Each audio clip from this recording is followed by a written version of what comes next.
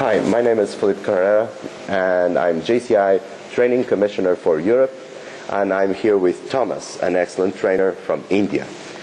And Thomas, I would like to get from you advice for young trainers, how they should progress in their careers as trainers.